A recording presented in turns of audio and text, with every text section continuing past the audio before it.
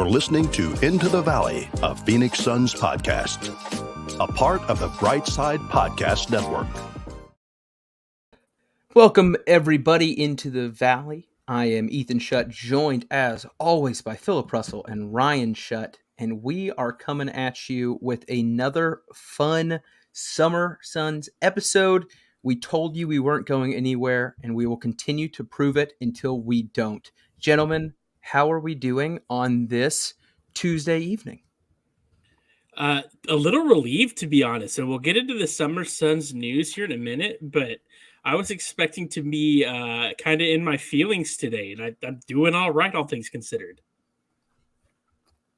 That was wild. It seemed like the implication of that was Ryan's happy the Suns didn't get KD.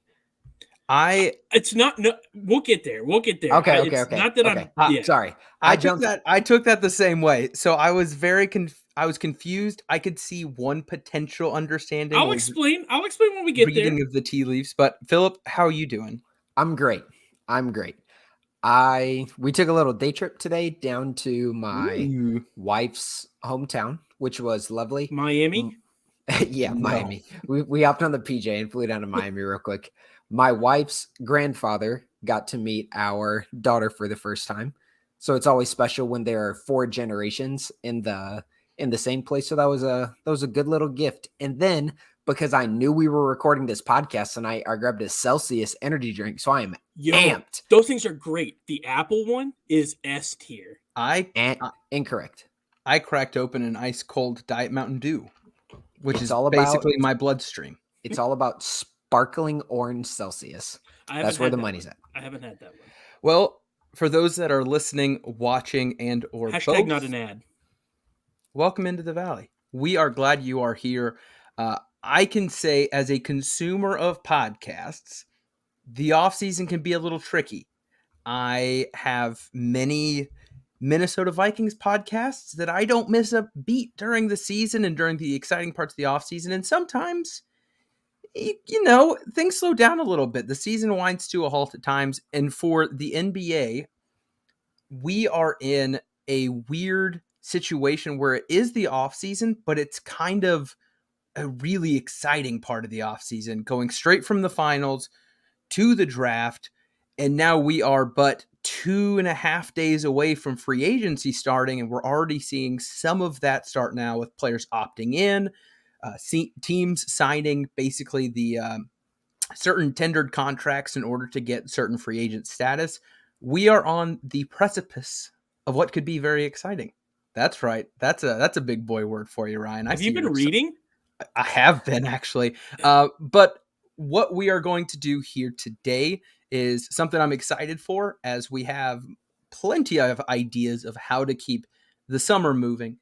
But before we get into the meat of the episode, we start potatoes every single summer off-season episode, and that is Summer Suns News.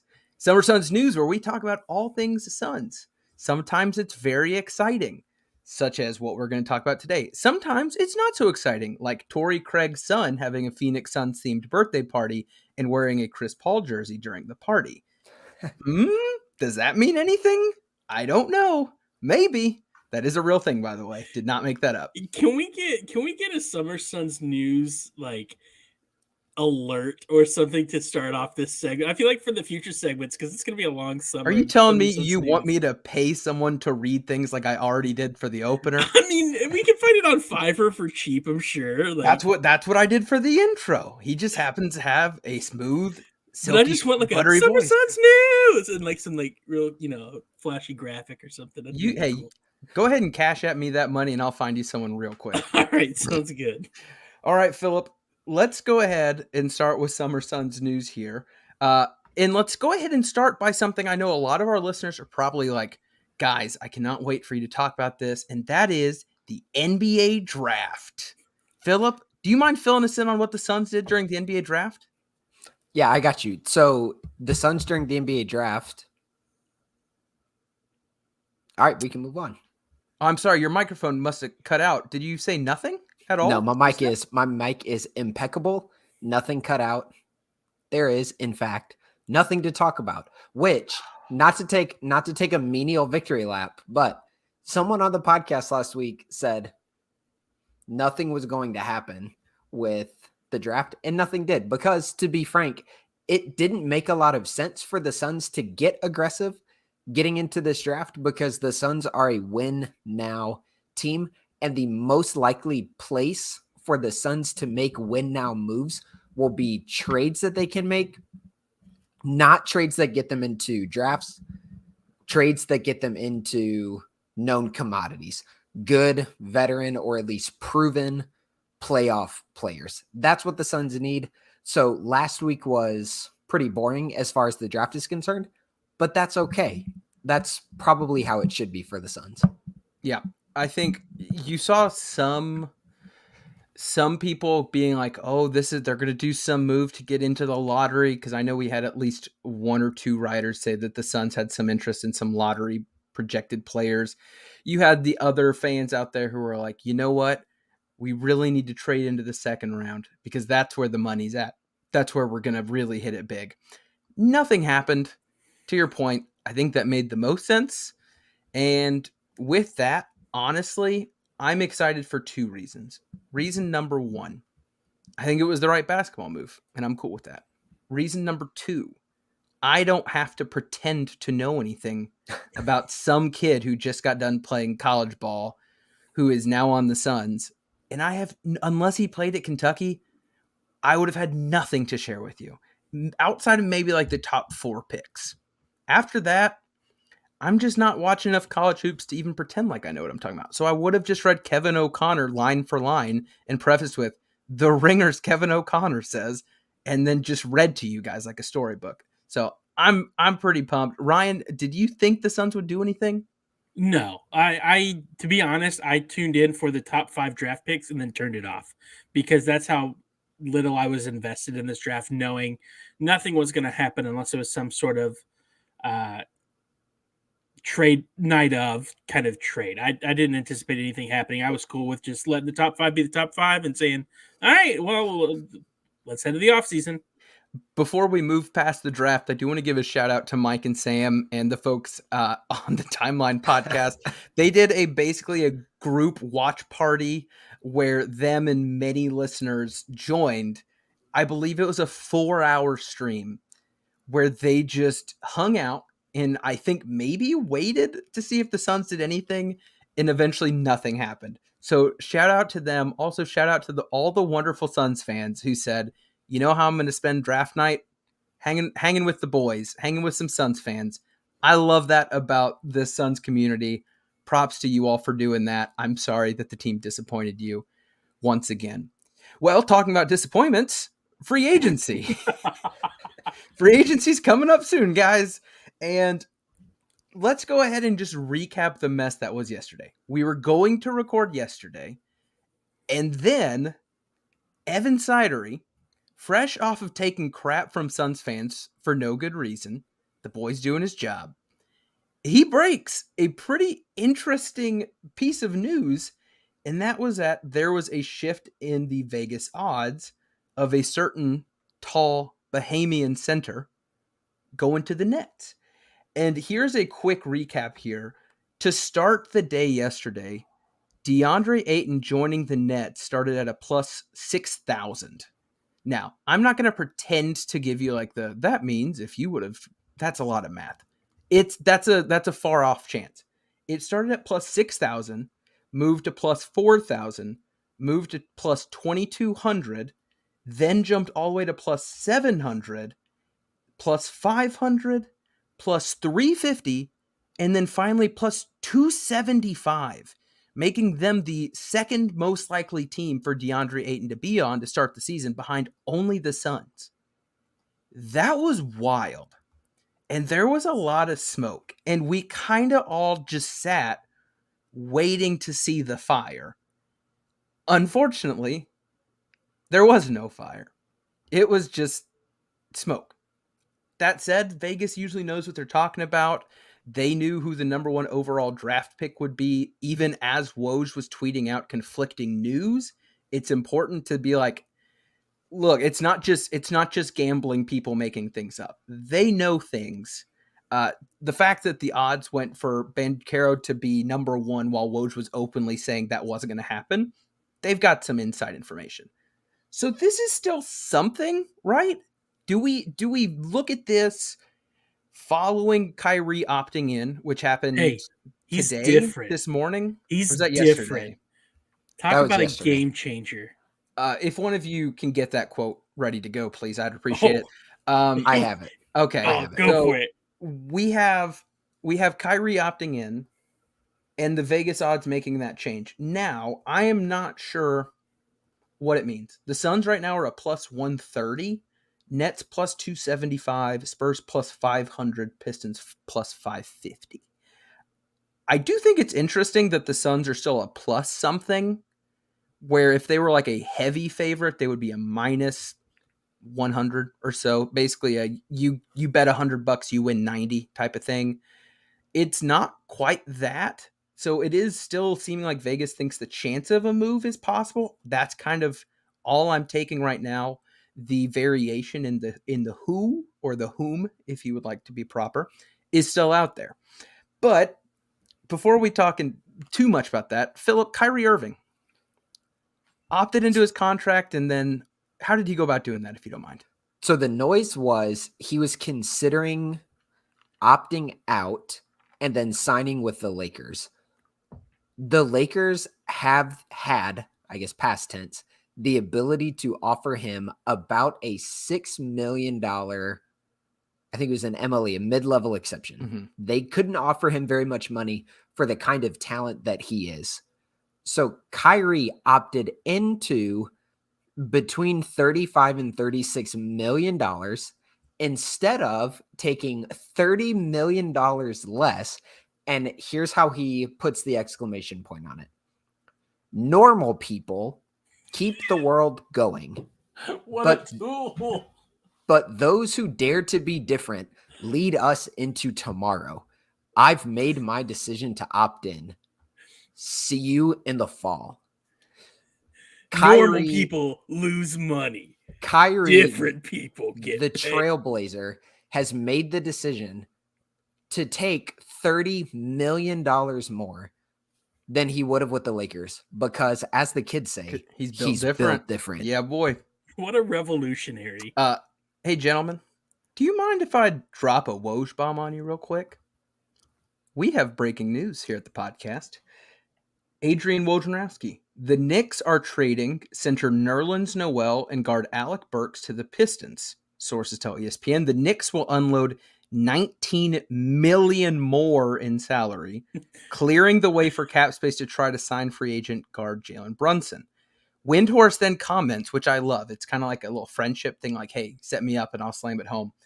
Knicks are sending Detroit back their 2023 second rounder, a top 15 protected Miami second rounder. Knicks will clear more than $30 million in cap space. That said, it seems like Jalen Brunson to the Knicks is basically a done deal. And he's going to make probably $100 million or more. He's going to make so much money, which is interesting. So let's take that and do a quick look at free agency as it pertains to the Summer Suns. So the only two things in Suns news that I saw today, and maybe I missed something, is that the Phoenix Suns officially tendered a $16.4 million qualifying offer to make DeAndre Ayton a restricted free agent on July 1st. Some people saw this and thought it was a big deal, thinking that a contract was signed and it was done. This is more of like almost mandatory first step into making him a restricted free agent. It really doesn't mean much other than he's a restricted free agent. That's how he will appear on July 1st. The only other thing I did see, and maybe I missed it, I think Aaron Holiday would have had to sign one of those as well to be a restricted free agent, and I never saw that news happen, which I think means he would be unrestricted. I could be wrong on that one, but I've misread the capology stuff plenty of time. So I'm pretty sure he needed a qualifying offer to be restricted. I didn't see that happen, so he should be unrestricted. And then I think Ish Wainwright will be restricted.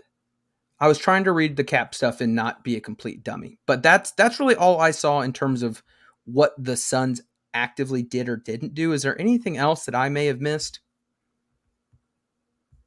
Not that I've seen. I think that wraps about most everything up. Those are the two big names that Ish and Holiday, and then I can't pronounce his name, but if Iffy or Ify, our international player, I think is also going to qualify for. You said that with a ton of confidence. Great work. I said I didn't know how to pronounce it. On those, I just skipped the last name with Bloomberg.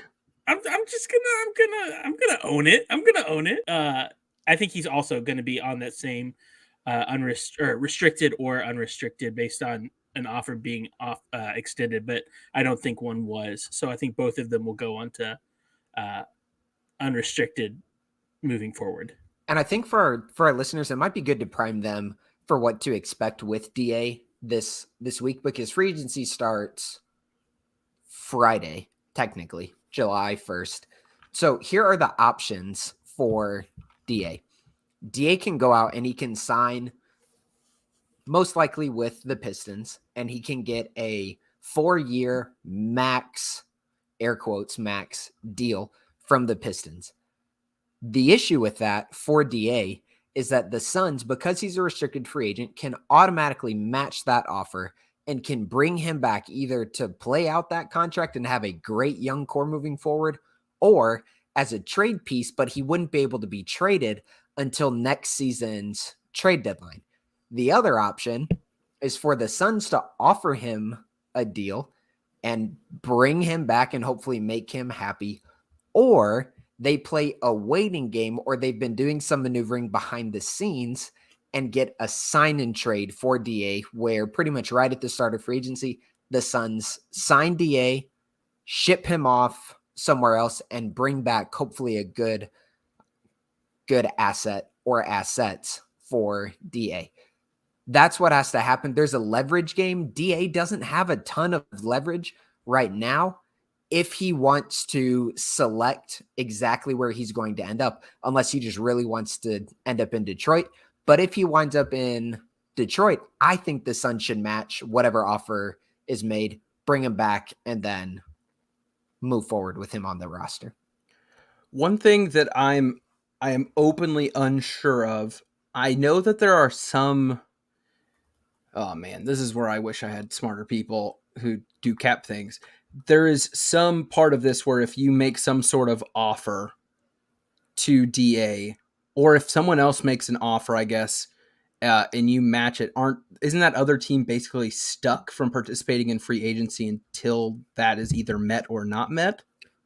So like if the Pistons made a full max offer to DA, yes, they cannot offer anyone else any other money if they are out of cap space, basically, until the Suns have handled their end of the business, which makes it less likely for a team to make that offer unless they feel very confident that they're going to get the Suns to back off. Yep. Basically. Yeah. And then again, the Suns have a period of time in which they have all the agency. They can make the decision to sign him and bring him back, or say, salute, thanks for the finals run, be gone, DA. And they open up that cap space.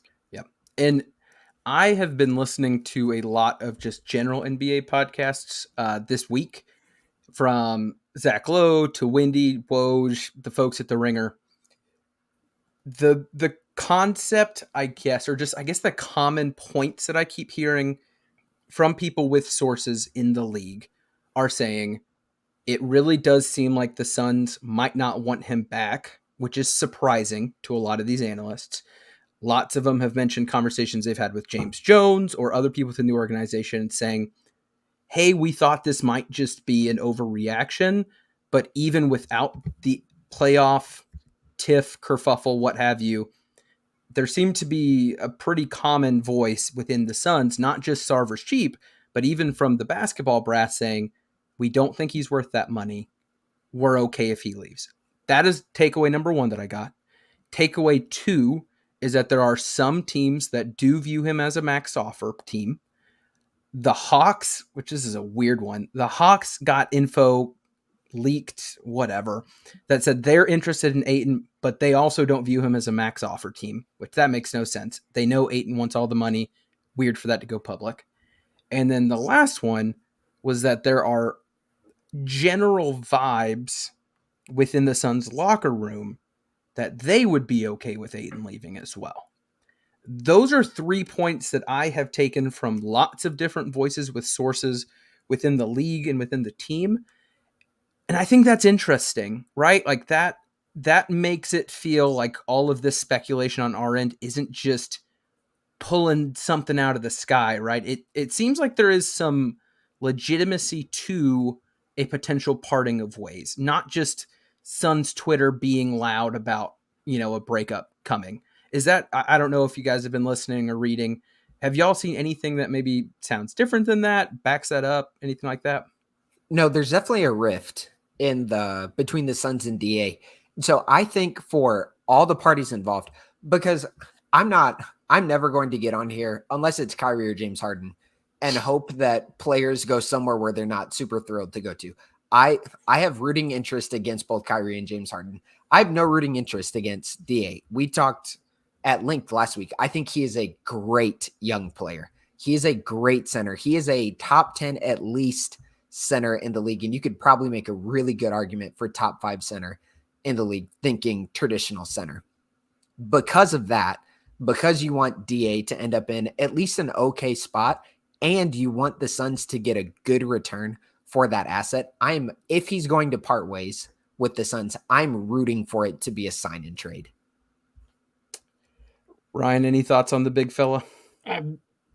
Nothing that doesn't reiterate the things that you all are hearing. I think if there wasn't more to it, or if it was less of a story than we all think it is, the Suns or Monty or somebody would have spoken on it by now. The fact that none of this has still been mentioned by the team at large since the playoffs, and him basically getting pulled in the first half or to end the first half, and nobody has said anything. Nobody has spoken on DA really this summer. To me, there's an evident divide. But as for what I've been listening or hearing, it's all about the same as what you've already mentioned. Is there anything else that you have seen, heard when it comes to free agency, I guess, before we kind of move past that? Not really. Mine, to go back to what y'all were harping on in our intro, my whole thing with Kevin Durant coming to the Suns was I know what KD is worth, and it was going to be people I really cared about on this Suns team. And so that was the point I was making to start the show, was I'm thankful that KD not coming means that we will likely get to keep both the twins. And just being fond of them, I'm glad that that's the case. Because, again, we all know what KD's worth, and we'll probably talk about that ad nauseum in our conversation of our top 10. But we would have had to give up, I think, a lot to get KD, and it would have been worth it probably to see the success, but I would have missed quite a few players that I've become quite attached to. I feel that. All right, Philip, Ryan's already teased us in. So for our audio listeners, we're going to take a quick break, and then we're going to get into it. Hello, everybody. For our video listeners, we didn't go anywhere. For our audio listeners, I hope you enjoyed whatever that was. Philip, as we move on to the meat of the episode, the teaser, the title, give the folks a little idea of what we're going to talk about and also why we're talking about it, because I think that's probably just as interesting. Yeah, so we've developed our definitive Into the Valley top 10 players in the NBA list. And the reason that we're doing that is, 1, it's fun.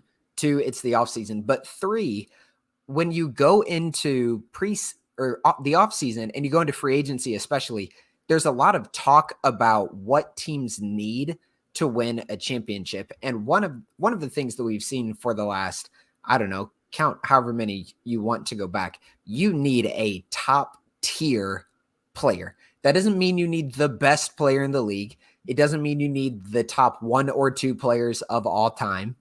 It means there is an echelon, an upper echelon, if you will, of player that you have to have in order to win the NBA championship. And the exercise that we wanted to do was to see in our minds collectively, how close is Devin Booker to being in that top tier of player? Or how many tiers down do we have to go in our thinking about the NBA to get to Devin Booker? Because again, if you don't have a top tier player, you're not going to win the championship. So we think a lot of the Suns NBA Finals hopes ride on Devin Booker being top 10, top 7, top 5 NBA player. So here's what we're going to do. We have tallied our collective top 30s. We really narrowed it down to our top 15s. And we have an averaged out top 10 list that we are going to use to talk through some of these ideas. So I'm going to give you guys the top 10 that we have, and then we're just going to hash out some questions, some concerns. We're probably going to roast each other for some of the places that we ranked different players. But without further ado, here is Into the Valley's top 10 NBA players. Coming in at number 1, and this was a unanimous number 1 across the board, Giannis Antetokounmpo. Second, Kevin Durant.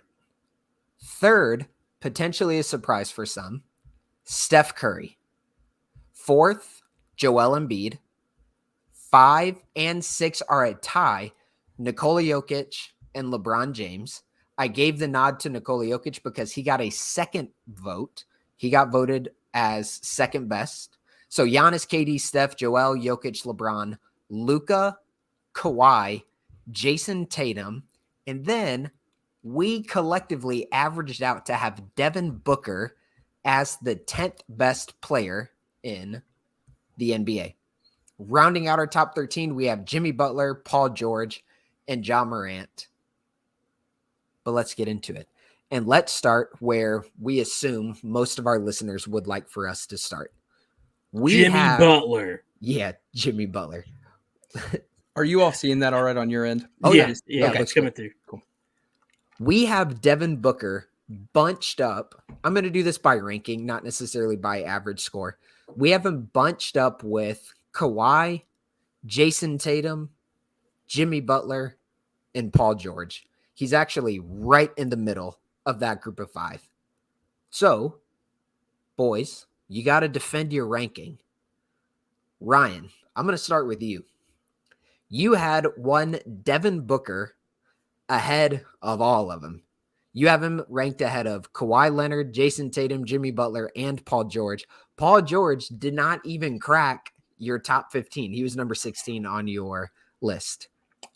Explain yourself. Excited to hear this. I made my feelings about Paul George known last week. I think Paul George is one of the most inconsistent top tier basketball players in the NBA right now. So I have a very low value of Paul George's status in general. Ethan, what is it? Well, I just had a quick question. I will openly admit I was distracted making sure the video worked to have this list up. Did you preface it with our 2 qualifiers, Philip, in how we ranked these? That we're assuming. No, he didn't. Okay, so we're assuming go ahead. The 2 qualities that I put, at least with my own ranking, that I want to make sure that everyone's okay with is number 1 assumption is that we are judging them current talent, current abilities, current who they are as a player. I think the best example would be when we put LeBron on this list, we are putting it Lakers LeBron of 2022, not LeBron James in the GOATness. That was number 1. And then number 2, and the reason I brought this up with Paul George, is we are assuming everyone is at full health. That plays a big role in ranking of a few of these. So just wanted to make sure we had that clear for the listeners as well. Yeah, no, and it goes back to what I said last week, and I think, Philip, you compared me to Ryan Russillo, perhaps, but I just find Paul George to be inconsistent. So for me to try and put him up there with guys who, in my opinion, are significantly more consistent night in, night out in their greatness, to me, he's edge of top 15. He can be a top 5 on a given night, but on the season as a whole, if we're looking, I just don't value him that high. And I get that there are people who will greatly disagree with that, but I will own that until he proves me otherwise. Philip, we both put him at 10. I like when we have the same thing. Hit me with the claw. Why do you think Devin Booker is better than Kawhi Leonard? I saw that one too. Value added to the team is a big one, and it's for the same reason I have Jokic where I do over Kevin Durant. I view value added to the team in addition to what they bring to the table skill wise, and I think Paul George and I feel like, again, it looks like they might get John Wall. The Clippers might. I feel like the Clippers have this constant rotation of all-star level talent kind of funneling in and out every season. Devin Booker is a staple piece to the Phoenix Suns, and without him, their identity is gone. So I view what he brings to the table as being more inherently valuable, thus placing him higher in that ranking. But to be fair, and I texted you guys this off the show, I took the quiz that we used to kind of come up with these scorings 5 times, and every time Booker was somewhere in the 8, 9, 10. So I view this more as a tiered list. I think these numbers are all kind of meaningless. I think there are tiers that we can put players in, where within those tiers they're kind of interchangeable. And to be honest, Kawhi, Tatum, Booker, Butler, that's the 4 that, as you can see kind of by my rankings, I really struggled with kind of placing them in their proper order, so depending on opinion. So then we have Ethan, who had the exact opposite of this. Right. So he didn't have Booker ahead of any of them. So explain yourself. Yeah, I wanted a couple observations, and if you are listening, we'll do our best to kind of keep referencing this chart so you can understand. But Philip, your list, if you're looking where you ranked these players, is almost in line with the average. Interestingly enough. So your first 7 players are in the top 7. The only thing you've got is 5 and 6 switching. I feel like Ryan and I, when we zigged from the average, we did it in an opposite way, which is really interesting. So I'm gonna talk through mine here. So I'll go ahead and just reference my list here, because I think it will help seeing a little bit here. So like you said, everyone had Giannis at 1. I had Steph at 2. And if you were watching the playoffs and getting a taste of current Steph, I think that's clear. Ryan had him at 6. I think that's blasphemous. Kevin Durant at 3. I think Kevin Durant is fantastic. Now, this is where it gets interesting. Based on averages, we have Joel Embiid at 4, Jokic at 5. I have Joel Embiid at 7 and Jokic at 8. Now, again, I'm kind of learning about myself as I score this, and this is where it'll tie into Booker. Don't worry about my grandstanding here. I then have LeBron 4, Luka 5, Kawhi 6.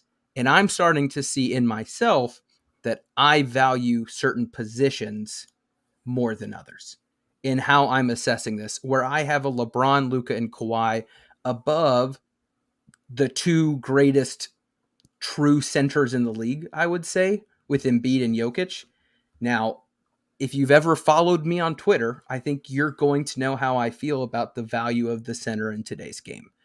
So then we get down to what Ryan said, that next tier.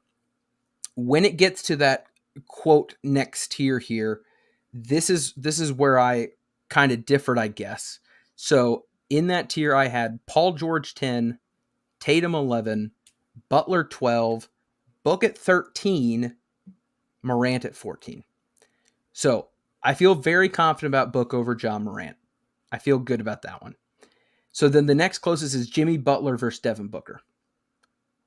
Do you think that Devin Booker is better than Jimmy Butler? Just a yes or no. Yes. Yes. Really? That is really surprising to me. So let me tell you how, because I think Butler does more on both ends of the court.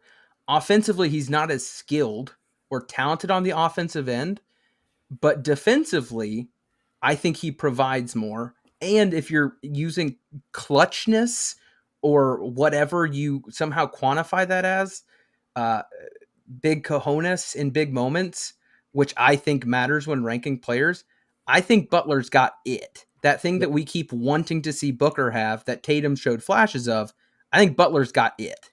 So I split my rankings right here. Well, I split my rankings and then I averaged them out into the list that we posted. Devin Booker ranked significantly higher as a regular season player than Jimmy Butler did. And I had Jimmy Butler just a touch above Devin Booker for a playoff player. And then when I averaged those out, I was like, Booker is just a touch. I know it's 11 through 14, but he's just a touch ahead of Jimmy Butler. So it's not a significant difference. I think to Ryan's point, there is a consistency that Devin Booker has, especially on the offensive end, that Jimmy Butler doesn't have. But when it comes to the playoffs, Jimmy Butler is one of those players who kicks it up several notches when it gets to the playoffs. And that's where he seems to transform into a different kind of player.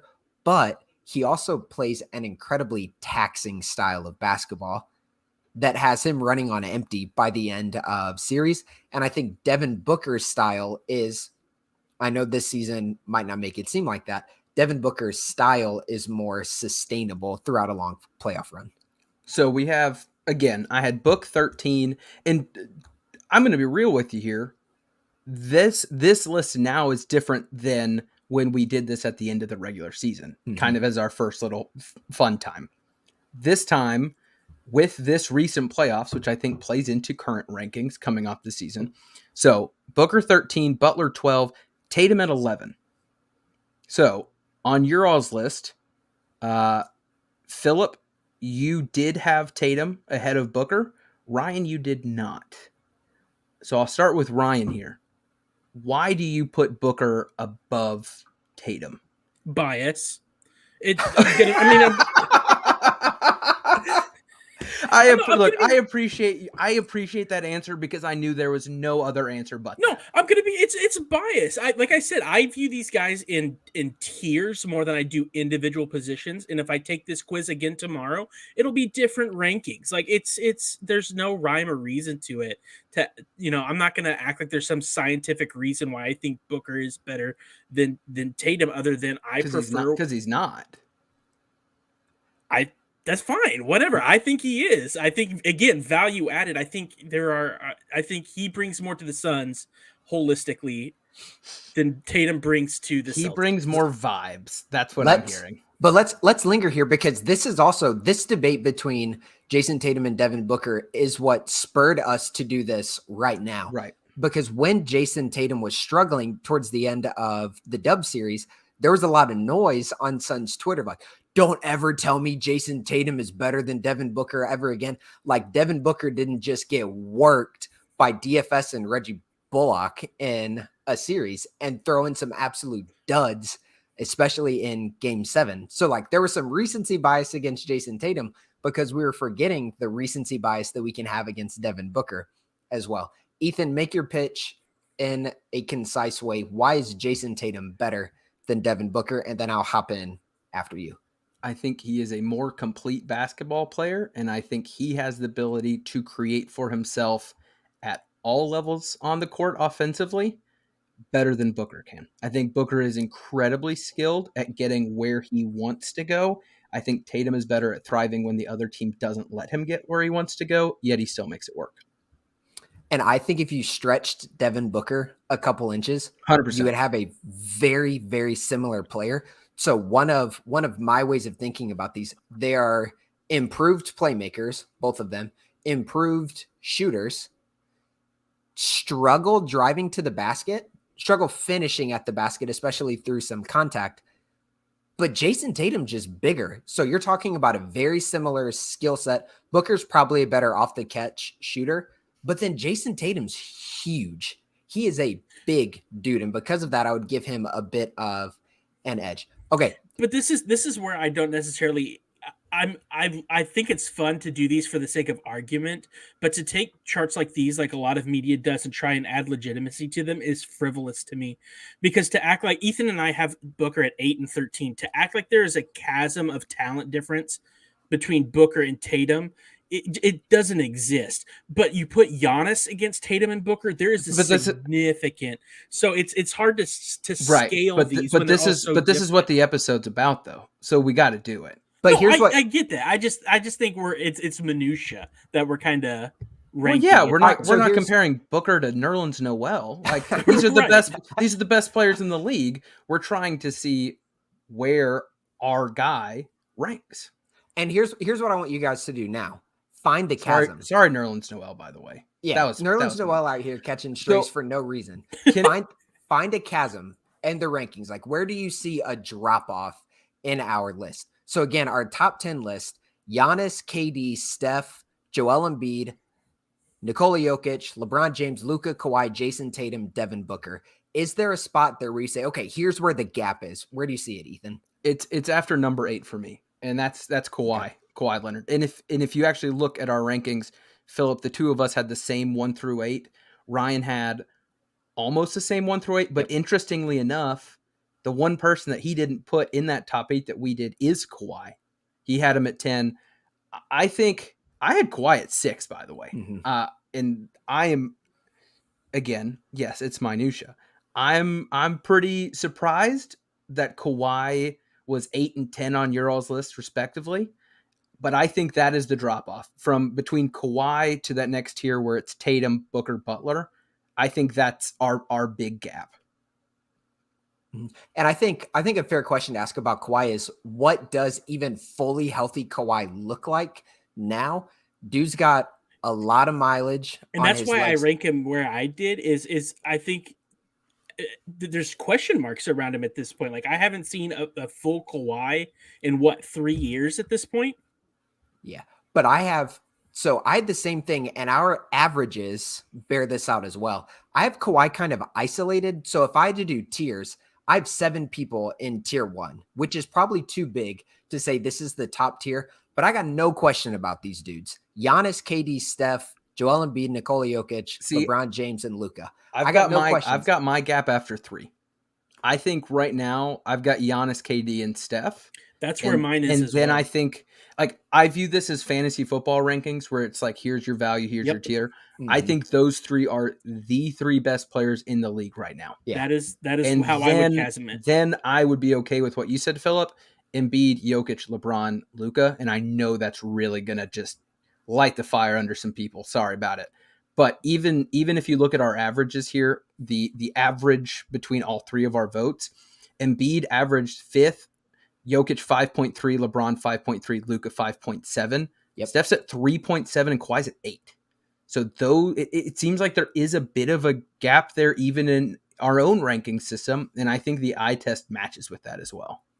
Yeah. So here's my question about all of this. There are 2 tiers here. There are 3 tiers here. Can you win? Let's stick with your guys' tiers. So we have 1 through 3 as a tier, 4, 5, 6, 7, maybe 8, and then 9 and 10. 9 and 10 again are Jason Tatum and Devin Booker. Where does your primary option as a team, where does your primary option have to be in order to win an NBA title? I have an answer with a caveat. Go for it.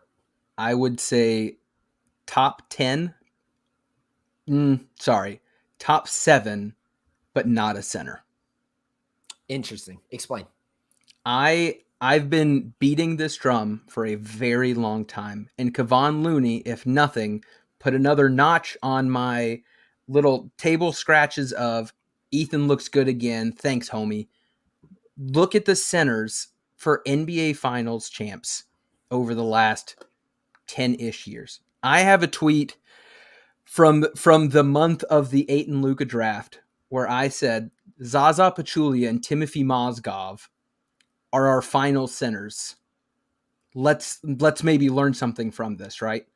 I think the way the game is played, you cannot have your number 1, your go-to, be a straight up center. Now, I know that people are going to say, well, Giannis is there. Giannis doesn't play like a center. He's just really big and strong, right? He is a juiced up wing. I think you've got to have a guard or a wing who's a top 7 player. And if you're looking at our top 7, that leaves you with Giannis, KD, Steph, LeBron, Luka. And if you're counting 8, it'd be Kawhi, but I'm not. So do I think that Giannis, KD, Steph, LeBron, or Luka can lead a team to the finals and win it? Absolutely. I don't think the wings and guards under that cutoff could do it. Ryan, what are your thoughts? Yeah, my initial thought is just it has to be a top tier wing player specifically. I think looking at all these guys who in recent years have made runs, I'm looking at guys, Jimmy Butler, who has had 2 great final seasons, really 3, maybe even going back to the bubble. Tatum this year, especially LeBron getting his title again just a couple years ago with the Lakers, who plays kind of a fluctuating wing position, can really play all 5 positions. Luka, who I think is knocking at the top tier. If we're talking 1 through 3, and in the next 2 years might be right up in there. I think if we're being honest about Luka and what he is as a basketball player, I think the wing position is the piece that you have to build around, which is what made Kevin Durant to the Suns so enticing this week. Was that would have been such a leap of talent to pull that in at the wing position. Look at the top 7, Philip. How many of them would you classify as two-way superstars? Two-way superstars? Two-way superstars. 1. Okay, and who would that be? Just Giannis. Okay. Just Giannis. So now let's say two-way stars, where you think they are a massive value add on both sides of the ball. 2, Giannis and KD. Yeah. That's what I see from this, is there is this magical ability if you are able to be in that realm. And you know who I think would be in that group 3 years ago? LeBron James, who we would have put up there 3 years ago. That is what makes, in my book, those dudes so enticing. In the idea of KD to the Suns, and I'm going to go ahead and say, close your ears, Suns fans. Yeah, you trade Mikal Bridges and whoever else you need to get Kevin Durant. Come on. Look, you know how much I love Mikal Bridges. But when I'm reading that people aren't willing to give him up with Ayton and whoever, I don't care. Give me Kevin Durant. Right? Like, who on this top, honestly, who on this list would you say I will give up anyone on the Suns for these guys? All 3 of the top 3. Right. No questions asked. Just the top 3, in my opinion. Giannis, KD, Steph, you sell the house, your future, your mortgage, your family to get those 3. Yep. After that, I don't think you have that argument with any of them, aside from, spicy take, maybe Luka. Yep. Because he's the one I would put money on to say, on this list, who's got the best chance of cracking that top 3 and making it a top 4? It's Luka. I don't see Tatum becoming a top 4 in the league. I don't see Booker becoming a top 4 in the league. And Ja Morant's the next youngest. I don't see that either. So when people are talking about trying to bring in a Kevin Durant type talent, I mean, anything goes for me. And I think that made it even clear with this tier list when I'm like, we don't have someone who's there yet. We're making an argument of, well, maybe if we pair a number 10 overall and Chris Paul, who's top 20, like maybe that gets it done with young pieces around him. But every single championship for I don't know how many years now sure seems like it's represented by one of these dudes in that top group. Yep. And that's part of why this discussion is fruitful. And I think it's fruitful for Suns fans to maybe temper some expectations. If you are a Devin Booker led team and you have goals and aspirations of winning the NBA finals, what you need to see is modern historical record of the NBA says that would be an outlier, if not unprecedented, for having a superstar player who's barely, and it's an argument, in the top 10 in the league. That it just hasn't happened in recent years. The guys who have won have unquestionably been the top tier talent, going back to 2019 when Kawhi led the Raptors there, in 2020 when LeBron led them, and then in 2021 when Giannis ascended and he was there, and then Steph this year. Those guys were out of this world good. So when we're looking at guys like Jason Tatum and Devin Booker and probably Jimmy Butler maybe So, not as much well, because no, he's older. I want to You're- hop on that real quick. Look at the last 3 finals. Our Yep. number 9, our number 10, and our number 11, Tatum, Booker, and Butler, all lost in the finals to dudes in that top group, right? Like that's just further proving your point. And that's maybe the frustration in rooting for teams who are led by those guys in maybe even 7 down through 13, where you go, these guys are so good. And they are. None of us are going to sit here and say blasphemous things like Jason Tatum isn't that good at basketball, or Jimmy Butler, or Paul George, or Ja Morant. These guys are incredible basketball players, especially when they're playing well. But what the NBA history shows us is they have to be not just a little better, they have to be markedly better compared to their peers in order for their teams to get over the hump. The only alternative would be to sandwich multiple more players in the top 20. Jason Tatum and Jaylen Brown. I think we would all probably have Jaylen Brown at or around our top 20. That didn't get them over the hump. Devin Booker with CP3, that didn't quite get them over the hump. So if it's not a transcendent superstar, it seems like it has to be, what are we going to call that? A little big 3, where you're looking at, it seems like you need to have at least 3 guys hovering around the top 20 and top 25. And then you go, how in the world do you afford something like that? Especially when you're getting into a situation with guys like DeAndre Ayton, who are having riffs and wanting out. It's tough, man. I mean, I think if you look at the rankings or even just think it through yourself, and I know Ryan hates Paul George, and that's fine. We can move on from that. You're telling me that the Clippers, based off 2 of the 3 of our rankings, have 2 top 10 players. Yet, because neither of those 2 guys are in that top 3-ish realm, people aren't just handing them out the favorites to win the finals, because there's still a whole lot needed and expected from the role players that are assembled around said guys. And again, you look at the Celtics, 2 dudes, I think, in the top 20, a lot of reliance on what's around them. And we saw the Suns lose in the finals because, in my opinion, a lot of that was the same thing. You had 2 guys. I went ahead and did top 20 or a little more. I had Paul at 19. I think he's comfortably a top 20, but the Suns had 2 top 20 guys.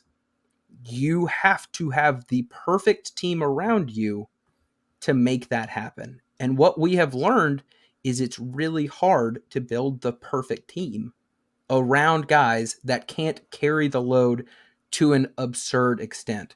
Mm-hmm. Giannis can carry the load to an absurd extent. The boy almost did it without Chris Middleton. It was what he was able to do in this year's playoffs, I think, is incredibly insane and very underrated. The fact that the Bucks did what the Bucks did with Middleton gone, Suns fans should realize how good Middleton is. We watched it in the finals last year. That was insane. And, you know, I don't know. This made me feel... It made me feel more appreciative that the Suns reached the finals 2 seasons ago, something that I'm glad I'll get to say I witnessed in my lifetime. It makes me feel more understanding of why they didn't win the finals this year, and it makes me more nervous about the idea of if they get back.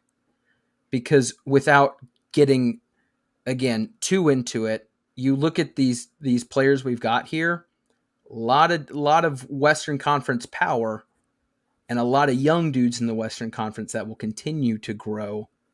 And when you realize that one of the top 20 guys for the Suns happens to be 37 years old, you have to have some sort of succession plan that, based off what we saw from the Suns guards to end the season, we are nowhere close to having.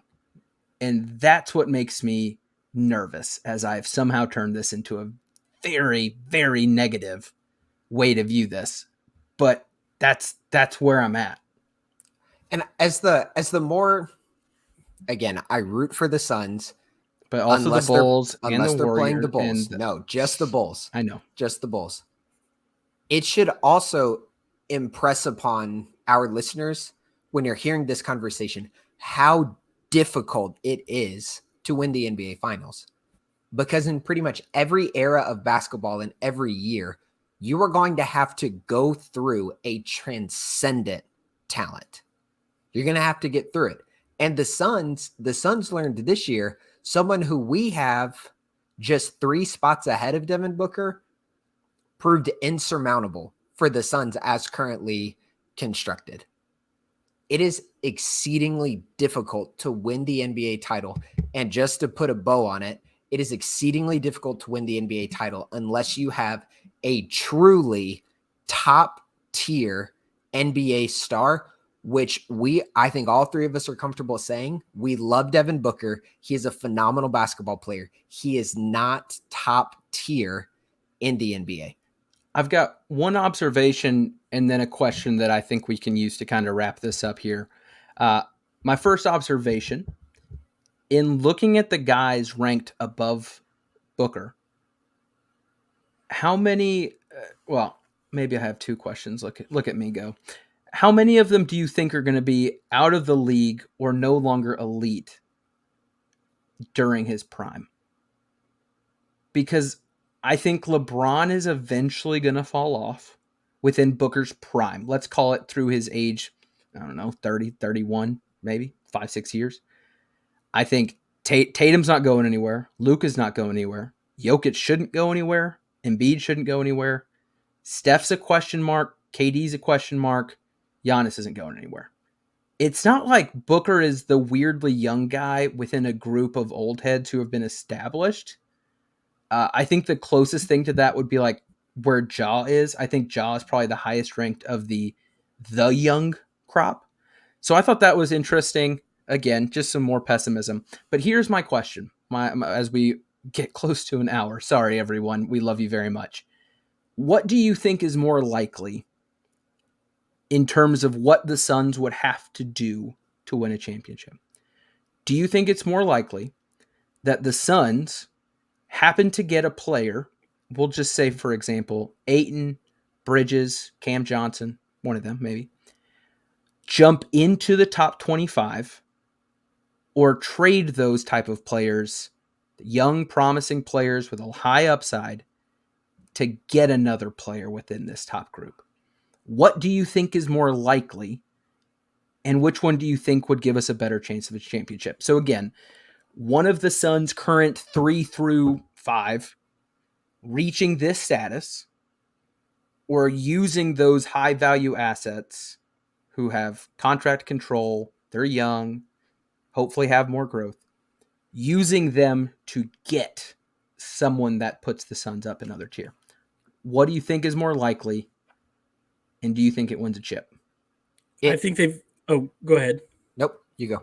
You got to get rid of them. I don't see any of those guys making the jump up into that top 20, especially top 15 zone. I think Mikal has a potential to be the best defensive player in the NBA. I don't think his offensive game will get him up there. DA is a big question mark. He doesn't seem to have the grit and the motor that a lot of these other big men who are on this list have.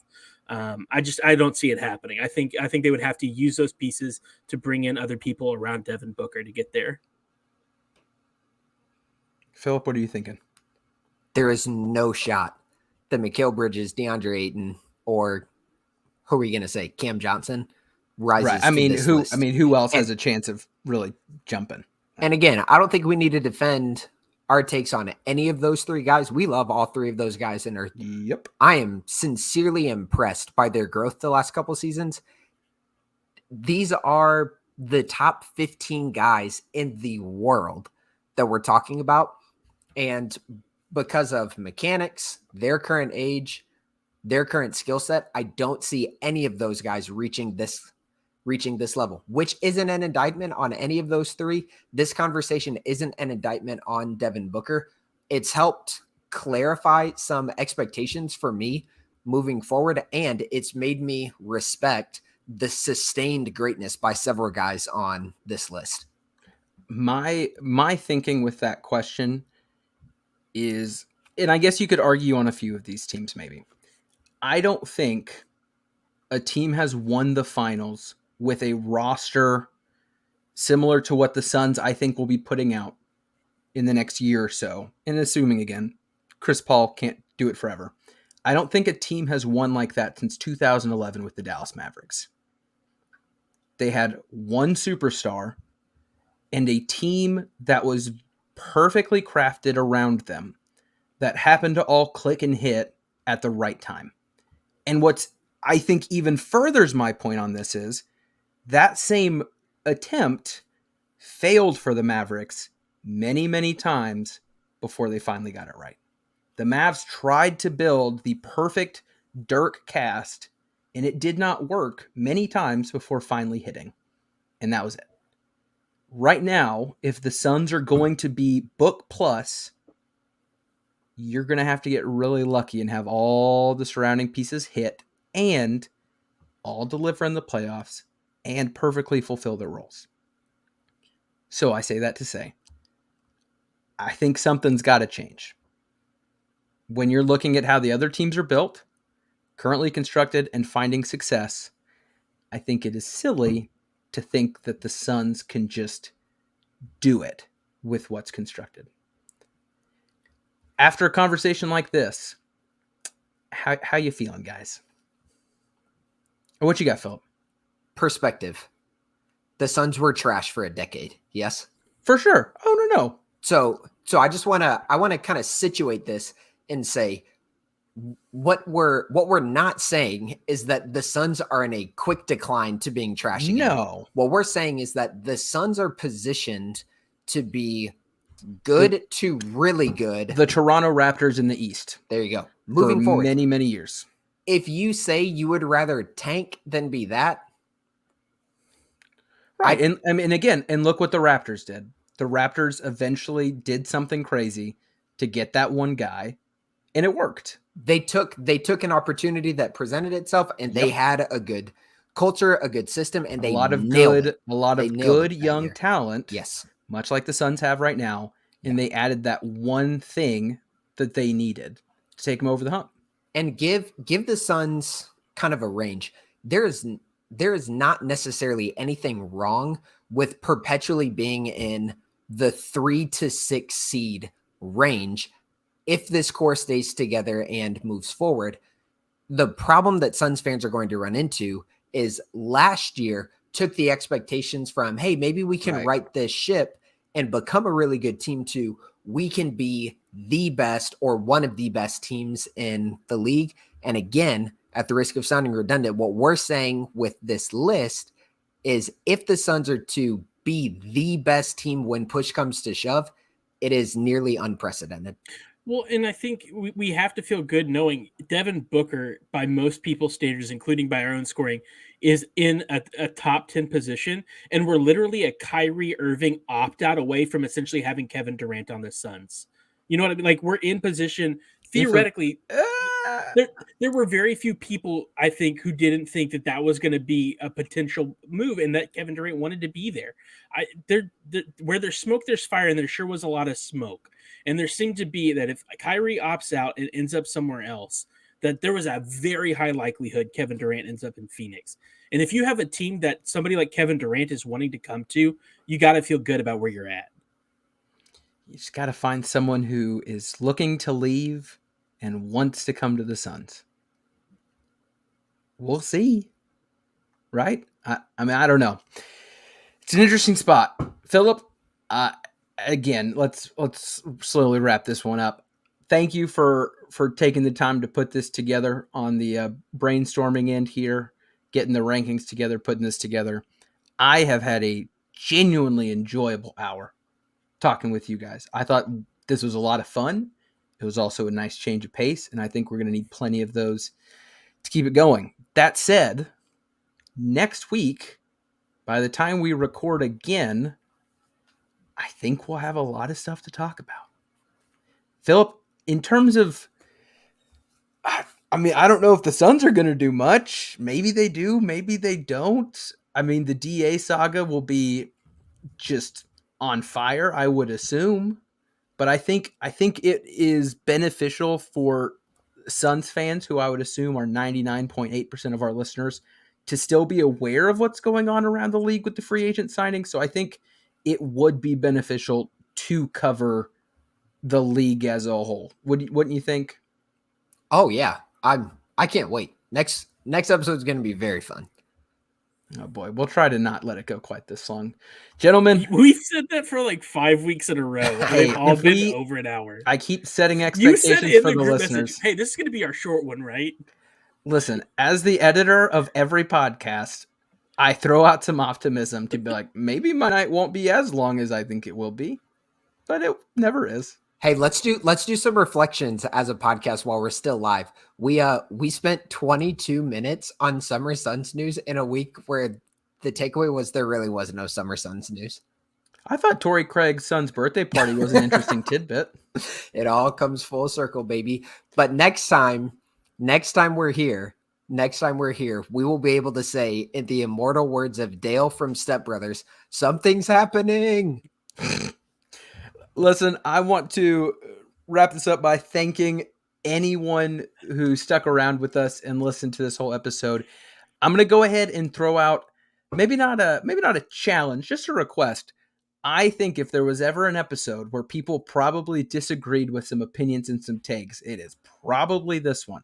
So I want to say to those that are listening, if you have a take, if you question what we said, if there's anything you want us to know, tweet at us at the Valley PHX. We will reply.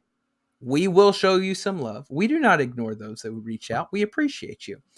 We want to hear who was right, who was wrong. You've probably never heard this phrase before, but here at End of the Valley, we embrace debate. Y'all ever heard that? No, probably not. Definitely not been tied to an ESPN show for a long time. Anyway, reach out at the Valley PHX. This has been a whole lot of fun, gentlemen. As always, is there anything you would like to say before we bring it to a close? No. Man, that hurts. Love you so much. Oh, well, there we go. Especially you, Mark Russell. I think you've been in here the whole show tonight. Shout out to you. Thanks, Philip's dad. Love we you. love you so much. Also, Josh, I saw your Go Avs Go Bolts. That said, who cares about hockey? Come on. It has been fun. For those listening, thank you. Thank you to the Brightside folks. For Philip and Ryan, I am Ethan Shutt. This is Into the Valley Phoenix Suns podcast. We out.